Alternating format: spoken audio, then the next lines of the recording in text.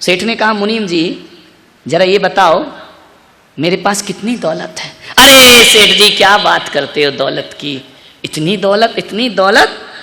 अरे सेठ ने कहा फिर भी भाई मुझे पता तो चले कि मेरे पास कितना है।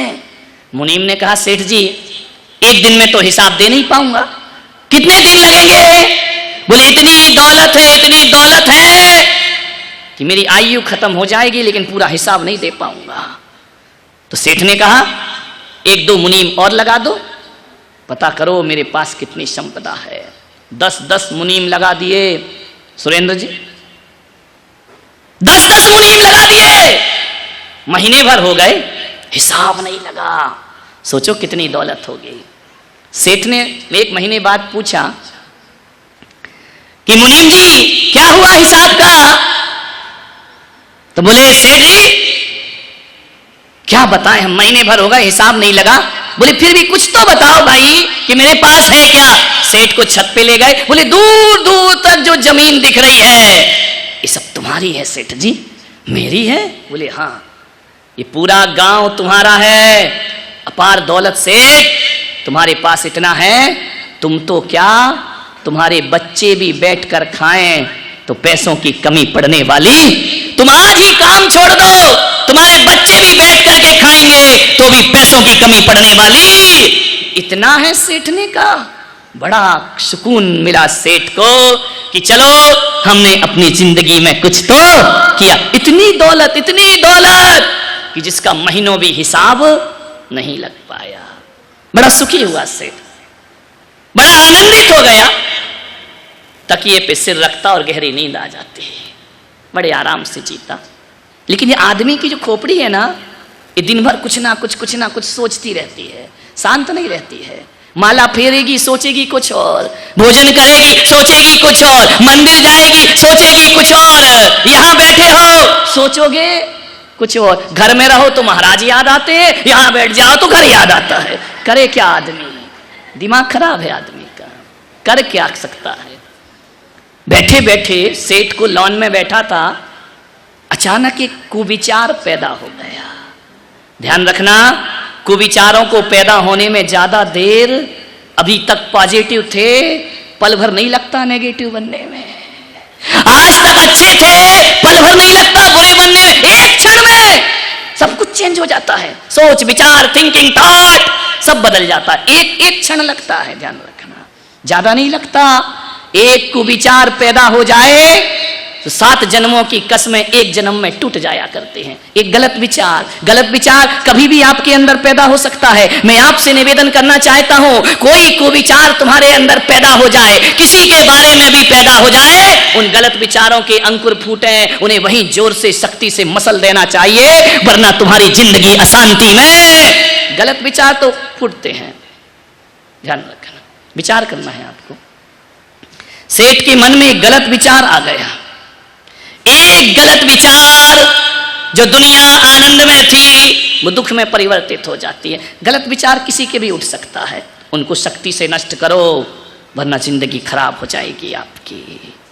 जिससे प्रेम था वो नफरत में बदल जाएगा बहुत जल्दी। और एक बात याद रखना, गलत विचार बहुत जल्दी उठते हैं। अच्छे विचारों के लिए तो सत्संग करना पड़ता है, संतों की संगति करना पड़ता, बड़ी मुश्किल से आते हैं। गलत विचार बहुत जल्दी आते हैं, एक सेकंड नहीं लगता। आदमी की खोपड़ी खराब होने में कितना वक्त लगता है। मान्यवर, सेठ के अंदर एक गलत विचार उठ गया, उपद्रव मच गया सेठ के दिमाग में, खोपड़ी उसकी खराब हो गई। मान्यवर, क्या देखा सोचा सेठ ने, जैसे सेठ से कोई कह रहा हो, उसके भीतर से कोई शब्द आ रहा हो कि ये सेठ बड़े खुश नजर आते हो। ध्यान रखना, तुम्हारे पास है क्या जो इतने खुश हो। सेठ ने कहा चल मेरे पास क्या है, मेरे पास इतना है कि मैं भी बैठकर खाऊं और बच्चे भी बैठकर खाएं, तो मेरे पास पैसों की कोई कमी। अरे बड़ी जोर से हंसा वो भीतर का विचार। उसने कहा पागल नादान, दिमाग खराब हो गया तेरा। बोले क्या हुआ? बोले बस इतना है कि तू भी बैठकर खा, तेरे बच्चे भी बैठकर खाएं। सेठ ने कहा तो क्या हुआ, बहुत कमाया मैंने। बोले सेठ तू बैठकर खा ले, तेरे बच्चे बैठकर खाएं। कभी तूने ये सोचा है तेरे बच्चों के बच्चों का क्या होगा? अरे सेठ ने कहा ये तो मैंने सोचा ही नहीं कि बच्चों के बच्चों का क्या होगा। सेठ का दिमाग खराब हो गया। एक गलत विचार ने सेठ की नींद हराम कर दी। सेठ ने कहा भाई तू कह तो सही रहा है, मैंने अपने लिए कमाया, बच्चों के लिए कमाया, लेकिन उनके बच्चों का तो मुनीमों को बुलाया। बोले बताओ बच्चों के बच्चों का? सेठ मुनीम ने कहा सेठ जी कैसी बातें करते हो, छोड़ो ना ये सब, तुम जियो, तुम्हारे बच्चे जिए, उनका भी ख्याल करोगे। अरे बोले तू चुप रहे, तेरा दिमाग खराब है। ध्यान रखना, जब गलत विचार आता है तो अच्छी सलाह भी बुरी लगती है। रावण को मंदोदरी समझाती रही कि सीता वापस कर दो, नहीं तो लंका का सर्वनाश हो जाएगा। सबने समझाया, विभीषण ने समझाया, लेकिन विनाश काले विपरीत बुद्धि। जब हमारे विनाश के दिन आते हैं खोलती खोपड़ी उल्टी चलती है, सीधा समझाओ तो अर्थ उल्टा लगता है। ध्यान रखना, विनाश काले विपरीत बुद्धि। ध्यान रखना, यही हुआ। सेठ को समझ ही नहीं आया। उसने कहा बताओ मेरे बच्चों के बच्चों का क्या होगा? अब सेठ टेंशन में आ गया। ध्यान रखना, अभाव में जीने लगा, सद्भाव में नहीं जी रहा था। 2 मिनट पहले सद्भाव में था। ध्यान रखना, लोग स्वर्ग नरक मंदिरों में खोजते हैं, नादान है वो लोग। मैं पुलक सागर कहता हूं स्वर्ग नरक मंदिर में नहीं, स्वर्ग नरक हमारी सोच में समाये हुए होते हैं, हमारे विचारों में होते हैं। यही स्वर्ग है। पल भर पहले जिंदगी स्वर्ग थी, पल भर बाद जीवन नरक हो गया। एक सोच, मैंने कहा था ना सोच बदल लो जिंदगी बदल जाएगी। सोच ही तो बदलना है। सेठ बीमार हो गया क्योंकि अब उम्र हो गई, अब बच्चों के बच्चों के लिए कमाऊंगा क्या? मौत सामने आने वाली है। सेठ बीमार हो गया, रात की नींद हराम। पहले क्या होता था, तकिए पे सिर रखता था, गहरी नींद आती थी। आज क्या हो गया, सारी रात करवट बदलता है। एक चिंता उसके दिमाग में सवार हो गई। मान्यवर एक बात याद रखना, चिंता और चिता, एक बिंदी हट गई तो चिंता, और बिंदी हट गई तो चिता, बिंदी रख दी तो चिंता। एक बार याद रखना, चिता तो मुर्दे को जलाती है, लेकिन चिंता जीते जी आदमी को चिंता वो दीमक है जो धीरे धीरे धीरे धीरे हमारी जिंदगी को खा जाया करती है। चिंता मत करो मेरे यार, ध्यान रखना। चिंता क्यों करते हो, कल क्या होगा? अरे आज देख मेरे भाई, आज का आनंद ले, आज का सुख भोग। एक शेख सादी बहुत बड़ा सूफी फकीर हुआ, खुदा को धन्यवाद देते हुए रास्ते से गुजर रहा था। एक आदमी मिल गया, उसने कहा संत जी बड़े आनंदित हो? शेख सादी ने कहा क्यों आनंदित नहीं होऊंगा, बड़ी रहमत है खुदा की, ईश्वर का बड़ा रहम है मुझ पे, अल्लाह का बड़ा रहम है मुझ पे। बोले क्या रहम है तुझ पे? देख तुझे उस अल्लाह ने जिसका तू रहम कहता है, उसने एक पैर दिया है और हमें 2 पैर दिए। तू लंगड़ा है, तेरा एक पैर नहीं है, बैसाखी पर चलता है। शेख सादी ने बैसाखियां फेंक कर झूमने लगा, नाचने लगा। वाह परवरदिगार तेरा बड़ा रहम है, वाह खुदा तेरा बड़ा रहम है। उस आदमी ने कहा पागल हो गया लंगड़े, तेरा एक पैर नहीं है। उसने कहा इसीलिए तो मैं आनंद में नाच रहा हूं, इसीलिए तो मैं खुश हो रहा हूं कि तू कितनी दया करता है मेरे परमात्मा। दुनिया में ऐसे भी लोग हैं जिनके दोनों पैर नहीं है, कम से कम तूने मुझे एक पैर तो प्रदान किया। दुनिया में ऐसे भी लोग हैं जिनके पास दोनों पैर नहीं होते, वो खड़े नहीं हो सकते, मैं खड़ा तो हूं ना। बड़ा रहम है परमात्मा का। एक गुलाब का पौधा देखकर एक सोच ये हो सकती है कि बाहरे भगवान को आप गालियां दे सकते हैं, भगवान को आप शब्द बोल सकते हैं, बाहरे भगवान तू कैसा रहम कर, बेरहमी है। 1000 कांटे एक फूल, गुलाब के पौधे को देखा, 1000 कांटे फूल एक ही दिया तूने।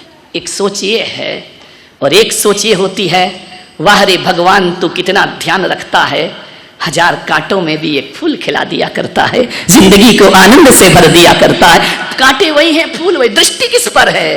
कांटों पर दृष्टि है तो भगवान बुरा लगेगा, फूलों पर दृष्टि है तो रहम मिलेगा। ध्यान रखिए, विचार ये प्रकृति है, संसार की व्यवस्था है। इस संसार की व्यवस्था में फेरबदल करने का प्रयास मत करो। जैसा संसार है वैसा जीने का प्रयास करो, जिंदगी आनंद से भर जाएगी। एक आदमी चला जा रहा था गर्मी में, गर्मी के दिन थे, और थकान को दूर करने के लिए आम के पेड़ के नीचे लेट गया। जैसे ही लेटा, वृक्ष की तरफ नजर गई, छोटे छोटे आम लटक रहे थे। उसने कहा, वाह रे भगवान, तू भी कैसा खेल रचता है, इतने बड़े पेड़ में इतने छोटे आम और इतनी पतली बेल में इतना बड़ी लौकी, कद्दू, क्या भोपड़ा, पतली सी बेल, इतना बड़ा भोपड़ा, है ना, और मजबूत पेड़, इतने से फल। सोच रहा था, अचानक नींद लग गई, टप से एक आम गिरा नाक पे, नाक पकोड़ा बन गई। उसने कहा, भगवान तू जो भी करता है अच्छा करता है, इसमें भोपड़ा लटका देता तो मेरा तो थोबड़ा मिट जाता। ध्यान रखिए, कितना ध्यान रखता है भगवान कि बेल के नीचे कोई नहीं सोता, इसलिए बड़ा फल लटकाता है, और पेड़ के नीचे लोग विश्राम करते हैं, इसलिए छोटा फल लटकाता। क्या कारीगरी है तेरी। ध्यान, सोच कितनी जल्दी बदलती है आदमी की।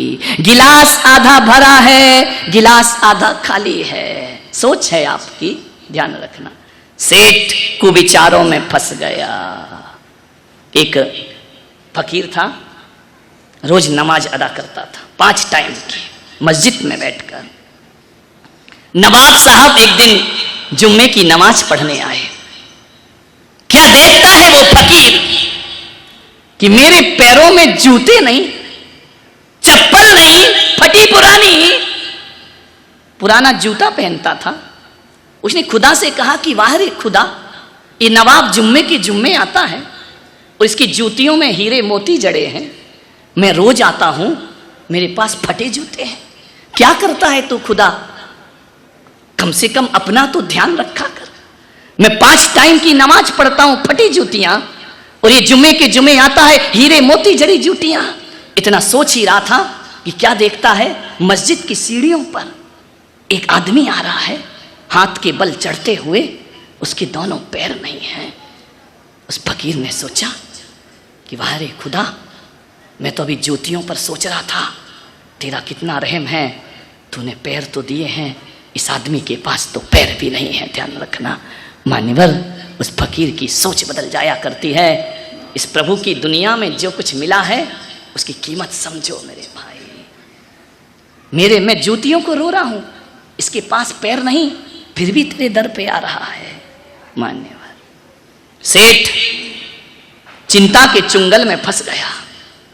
मेरे बच्चों के बच्चों का क्या होगा, सूख के कांटा हो गया, दुबला पतला हो गया, न मंदिर में मन लगता, न घर में मन लगता, न परिवार में मन लगता।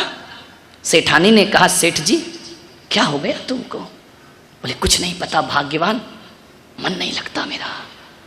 ऐसा क्या हो गया, कल तक तो बड़े आनंदित थे। बोले बस एक चिंता मुझे खाए जा रही है कि मेरे बच्चों के बच्चों का। सेठानी ने कहा छोड़ो ना, कर लेंगे वो, तू ज्यादा ज्ञान मत बांट मुझे। मेरे बच्चे और उनके बच्चे, मुझे कुछ करना था अपनी जिंदगी में। सेठ बहुत बीमार हो गया। एक दिन सेठ कहीं जा रहा था, रास्ते में उसका मित्र मिला। उसने कहा सेठ जी क्या हाल बना रखा है, कुछ लेते क्यों नहीं? बोले बहुत सी दवाइयां ली। कौन बोला? हमदर्द का टॉनिक सिंकारा। ध्यान रखिए। बोले कुछ लेते क्यों नहीं सेठ, ये क्या हाल बना लिया तुमने अपना? सेठ ने कहा बहुत टेस्ट कराए, ब्लड टेस्ट हुआ रिपोर्ट नॉर्मल, यूरिन टेस्ट हुआ रिपोर्ट नॉर्मल, सोनोग्राफी हो गई रिपोर्ट नॉर्मल। अरे बोले ताई ने जितने भी यहां कैंप लगाए सबके जब रिपोर्ट देखे तो नॉर्मल। अरे तो बोले डॉक्टर को बीमारी पकड़ में नहीं आ रही है। उस मित्र ने कहा कि सेठ लगता बीमारी तेरे तन में नहीं है, बीमारी कहीं और है। सारी रिपोर्ट नॉर्मल आ रही है तो फिर सूख के कांटा क्यों हो रहा है, इतना दुबला क्यों हो रहा है, इतना सूख क्यों रहा है? सेठ ने कहा यही तो पता नहीं चल रहा है, हर रिपोर्ट नॉर्मल है, कोई बीमारी नहीं है मुझे, लेकिन फिर भी शरीर में अब ताकत नहीं रह गई है। मालूम है उस सेठ से उस मित्र ने कहा अपने यहां एक महाराज आए हैं, उनके पास चला। अरे बोले पागल, दिमाग खराब, बड़े बड़े मेडिकल में जांच करा ली, सारी ले ली, एलोपैथी ले ली, आयुर्वेदिक ले ली, होम्योपैथी ले ली, कहीं फायदा नहीं हो रहा। वो महाराज क्या करेगा? बोले चले जाओ, अब सब जगह द्वार बंद है तो अब आखिरी द्वार तो हमारे ही मिलते हैं, मरता क्या नहीं करता। बोले चलो संत के पास। बोले देखो मैं साधु संतों पे विश्वास नहीं करता। उस मित्र ने कहा यार चले तो जाओ। अरे साधु कुछ देगा नहीं तो तुमसे कुछ लेगा भी नहीं, चले जाओ, हो सकता कुछ कर दे। ध्यान रखना, संतों के पास समाधान ही नहीं है, समस्या की पूर्ति भी हुआ करती है। तू चला जा एक बार संत के पास। उसने कहा देखो महाराज आराज में कुछ नहीं, मैं भी आपसे कहता हूं पूना वालों, दिन भर मेरे पास आते हैं, महाराज कैंसर का इलाज कराने आए, आशीर्वाद दे दो, महाराज ने टीबी हो गया, आशीर्वाद दे दो, महाराज यहां बच्चा पढ़ने आया है, आशीर्वाद दे। दिन भर कस्टमर आते हैं, दिन भर आते हैं मेरे पास, वो कस्टमर है, मैं कष्ट से मरता हूं। तो अब मैं क्या करूं, बीमार हो तो भाई मैं कोई मेडिकल पढ़ा नहीं, मैं कोई डॉक्टर नहीं, मैं कर क्या सकता हूं। बोले नहीं महाराज आशीर्वाद दे दो। मैंने कहा आ जाइए, ये संत का दरबार है, यहां आशीर्वाद प्राप्त हुआ करता है। और एक बात ध्यान रखना पूना वालों, ना तो मेरे पास एलोपैथी है ना मेरे पास होम्योपैथी है, मेरे पास एक पैथी है जो अभी अभी चली है, ना मेरे पास फिजियोथेरेपी है, ना मेरे पास कोई जांच की मशीन है, ना एलोपैथी रखता हूं ना होम्योपैथी रखता हूं, मैं पुलक सागर केवल सिंपैथी रखता हूं। आओ तो इससे अपना इलाज, सिंपैथी है मेरे पास, बस और कुछ नहीं, सिंपैथी के अलावा कुछ नहीं। लेकिन कभी कभी जो काम एलोपैथी और होम्योपैथी से नहीं होता वो काम सिंपैथी से बन जाया करता है मेरे भाई। मेरे पास सिंपैथी के अलावा कुछ नहीं है। सेठ ने सोचा कि चलो चलते हैं संत के पास, इतना कह रहा है तो चलो सुन लेते हैं, साधु के पास पहुंच जाते हैं। सेठ ने मन बनाया कि कल मुझे चलना है। एक बात याद रखना, सारी रात सेठ सोया नहीं, कई रात नहीं सोया था। अरे दिन बिगाड़ लोगे तो रात कैसे सोओगे मेरे भाई। अरे आदमी की जिंदगी तो ऐसी होना चाहिए कि 16 घंटे जगे और 8 घंटे सोना चाहिए। 8 घंटे की नींद को तरस रहा है आदमी। अमेरिका और भारत में अंतर मालूम है क्या है? अमेरिका के लोग गोली खा के सोते हैं, ध्यान रख, पैसा तो बहुत है लेकिन नींद नहीं है उनके। अमेरिका के लोग गोली खा के सोते हैं और भारत के लोग गाली खा के उठते हैं। 1000 गालियां दो तब उठेगा, ध्यान रखना। एक सेठ ने कह दिया अपने नौकर से कि भाई सुबह सुबह मुझे मॉर्निंग वॉक में जाना है, तू 5 बजे उठा देना। नौकर ने कहा ठीक है सेठ जी, उठा दूंगा। 5 बजे, सेठ जी उठो, 5 बज गए, मॉर्निंग वॉक में जाना है। सेठ ने कहा रुक जा, यूं करवट लिया, सेठ इस तरफ हो गया। 8 बजे नींद खुली। नौकर का क्यों रे, तूने उठाया नहीं, मुझे घूमने जाना था। बोले सेठ जी आप तो घूम के भी आ गए। बोले घूम के आ गया? बोले आ गए। बोले क्यों? बोले 5 बजे मैंने उठाया था, आप ऐसे से ऐसे घूम गए। तो मैंने समझा बड़े आदमी हैं, इससे ज्यादा क्या घूमेंगे। ध्यान रखिए, आदमी की इससे ज्यादा तुम घूमेंगे भी क्या, हो गया मॉर्निंग वॉक, आपने एक करवट तो ले लिया। विचार करिए, भारत के लोग गाली खा के उठते हैं, बड़ी सुकून की नींद है। हम संत लोग दिन में तो सोते नहीं, रात में भी 11 बजे 11-12 बज जाते हैं, लेकिन जब जैसे ही चटाई पर सोते हैं, हाथ सिराना रखते हैं, लेटते ही गहरी नींद आ जाती है। एक बात याद रखना, दुनिया का सबसे सुखी आदमी वही है जिसे रात में बिना प्रयास की नींद आ जाती हो और सूर्य उठने से पहले उठ जाता हो। उससे ज्यादा सुखी इंसान संसार में कोई दूसरा नहीं हुआ करता है। मखमली गद्दों पर नींद नहीं आती मेरे भाई, और जिन्हें चैन पाना है वो चट्टानों पर भी गहरी नींद सो जाया करते हैं। ध्यान रखिए, नींद को तरसे नैना, सेठ की नींद हराम। 8 घंटे सोइए, 16 घंटे काम करिए। जो 16 घंटे त्रुटिपूर्ण कार्य नहीं करेगा वही 8 घंटे आराम से सोएगा। ध्यान रखिए, आराम से सो जाइए। आराम बड़ी चीज है, मुंह ढांक के सोइए। आराम बड़ी चीज है, मुंह ढांक के सोइए। किस किस को देखिए और किस किस को रोइए, आराम बड़ी चीज है, मुंह ढांक के सो गया। ध्यान, सेठ की नींद हराम। पहुंचा संत के पास, दूर था घर, 1 घंटे तो लगेगा, पूना से जाएगा तो ट्रैफिक में फंस जाएगा, ध्यान रख। लेकिन अपने प्रवचन का सेठ है, 15 मिनट में खत्म भी करना है कहानी। सेठ को पहुंचा देते हैं। पहुंच गया संत के पास, संत को प्रणाम किया। संत ने कहा सेठ, रोने लगा, झरझर आंसू। संत ने कहा सेठ तुम क्यों रोते हो, क्या गड़बड़ है, पत्नी अच्छी नहीं है? अरे बोले लाखों में एक है, तो अब काय को रो रहा है? बच्चे बोले बहुत अच्छे हैं। तो सेठ तुम्हारी ये हालत क्या है, क्यों दुखी हो तुम? रुपया है, पैसा है। बोले महाराज कुछ दिनों से एक चिंता सता रही है। तो बोले इलाज क्यों नहीं कराया? बोले सब करा लिया, एक चिंता लगी है। संत ने पूछा क्या चिंता लगी सेठ जी?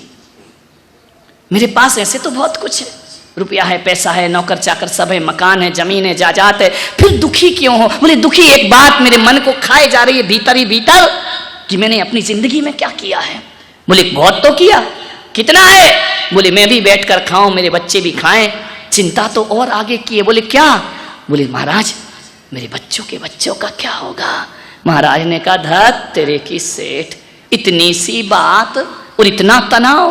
अरे बोले महाराज इतनी सी बात नहीं है, तुम्हारे तो आगे कोई नहीं, पीछे कोई नहीं, ओ घर बाबा, न बीवी न बच्चे, हमारी तो गृहस्थी है, हमारे बच्चों के बच्चों का क्या होगा? संत ने कहा कुछ नहीं होगा, मैं व्यवस्था कर, मैं तू 3री पीढ़ी की सोच रहा है, मैं 7 पीढ़ी की व्यवस्था कर दूं। संत जी क्या बोल रहे हो? बोले 7 पीढ़ी तक कमाने की जरूरत नहीं है, मैं व्यवस्था करता हूं।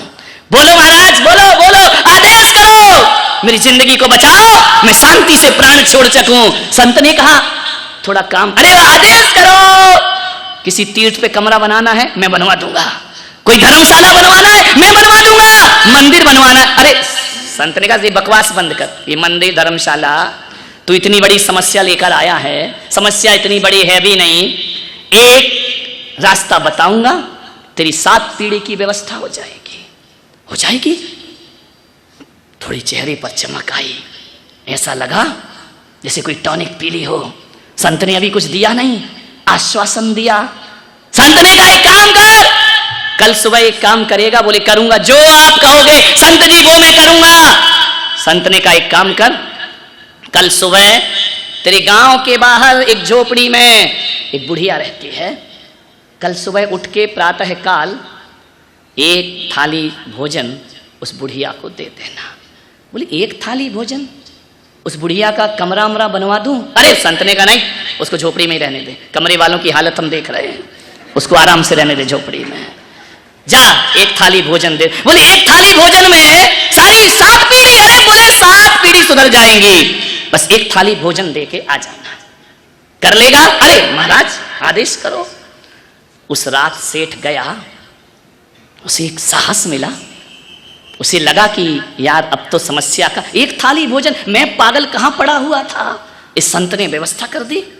रात सोया, बड़ी गहरी नींद आई, महीनों के बाद, बरसों के बाद सेठ को नींद आई, बड़े सुकून से सेठ सोया। सुबह उठा, नहाया धोया, 1 थाली भोजन लेके चला बुढ़िया की कुटिया में। जैसे ही पहुंचा, अब पहुंचा देते हैं, घर जाना है अपने को, जैसे ही पहुंचा सेठ क्या देखता है, बुढ़िया के आंगन में एक 5 साल की बच्ची झाड़ू लगा रही थी। सेठ पहुंचा, सेठ ने कहा बेटा अम्मा कहाँ है? बोले कौन हो आप? अरे मुझे नहीं जानती, मैं नगर सेठ, मेरे से बड़ा धनवान इस गांव में कोई नहीं है। अरे सेठ जी, बच्ची ने कहा आइए बैठिए, बड़ी संस्कारित बच्ची थी, बैठो सेठ। मेरे पास देख बेटा बैठने का समय नहीं है, मैं बहुत बिजी हूँ, दुकान जाना है मुझे, तू अम्मा को बुला।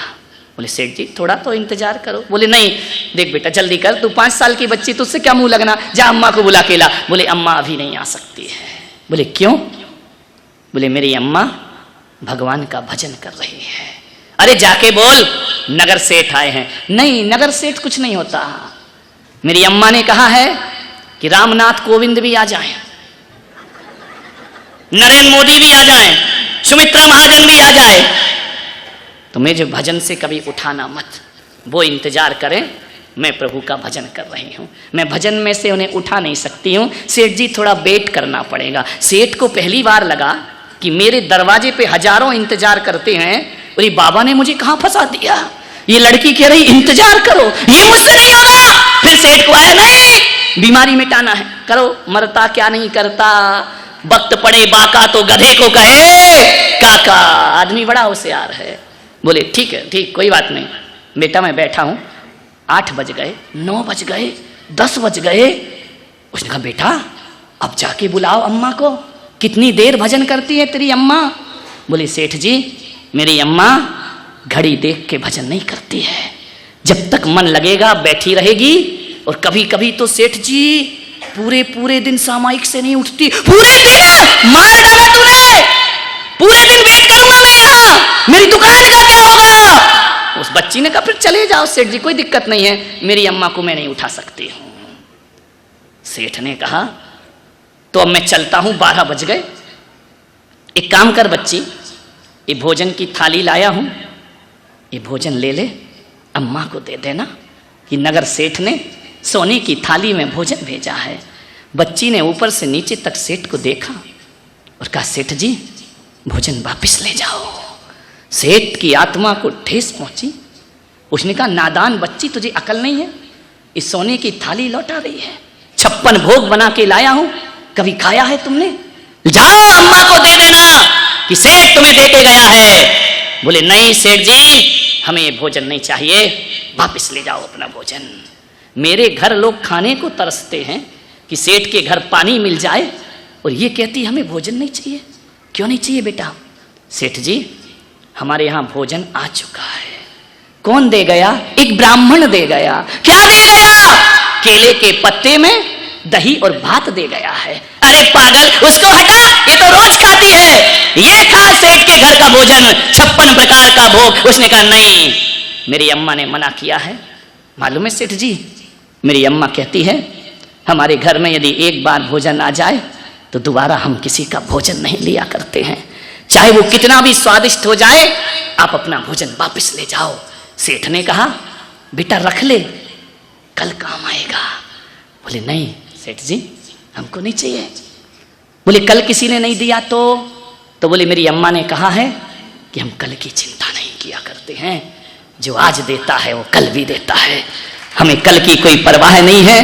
बेटा कहीं से भोजन नहीं आया तो क्या करेगी? मेरी अम्मा ने सिखाया है बेटा भोजन की कभी चिंता मत करना, जो चोंच देता है वो दाना भी देता है, और जो प्यास देता है वो पानी भी। हम परवाह नहीं करते हैं, ले जाओ सेठ, हम कल की चिंता नहीं करते हैं, हमें आज मिल गया, हम आज सुखी हैं, जो आज देगा वो कल भी देगा। सेठ के पैरों तले जमीन खिसक गई, हाथ से थाली छूट गई, दिमाग में बिजली कौंध गई। सेठ ने कहा ये 5 साल की बच्ची और मैं 60-70 साल का बूढ़ा, ये बच्ची कहती हम कल की चिंता नहीं करते, और मैं बूढ़ा कह रहा हूं कि बच्चों के बच्चों का क्या, कौन ज्ञानी? ये बच्ची ज्ञानी या मैं ज्ञानी? सेठ को लगा इस बच्ची ने मुझे जिंदगी का पाठ पढ़ा दिया कि जो आज देगा वो कल भी देगा, हमें कल की चिंता। सेठ ने सोचा मैं भी कैसा पागल था जो सोच रहा था कि बच्चों का क्या, अरे क्या होगा बच्चों के। अब सेठ को ज्ञान मिल गया। ध्यान रखना, ज्ञान जरूरी नहीं है कि संतों से मिले, ज्ञान 5 साल की बच्ची से भी प्राप्त किया जा सकता है। उस सेठ के दिमाग में आया मैं कहां सोच रहा था कि बच्चों के। उसने बच्ची से पूछा बेटा इतना ज्ञान कहां से मिला?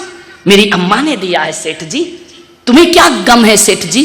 अरे पगली, मैं सोच रहा था कि बच्चों का क्या होगा। तो बच्ची ने मालूम है क्या कहा?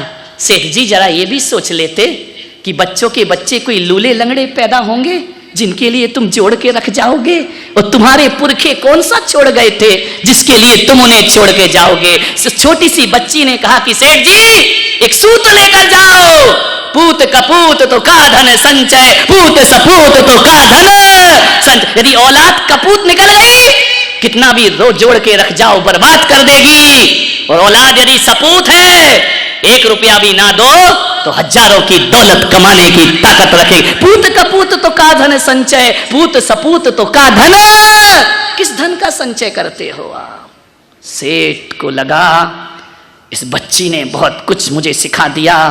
महल सोने का मिट्टी पे खड़ा होता है और एक दिन वो महल मिट्टी में मिला होता है। और वजन इंसान का तराजू से तौलने वालों, आदमी तन से नहीं आदमी मन से बड़ा होता।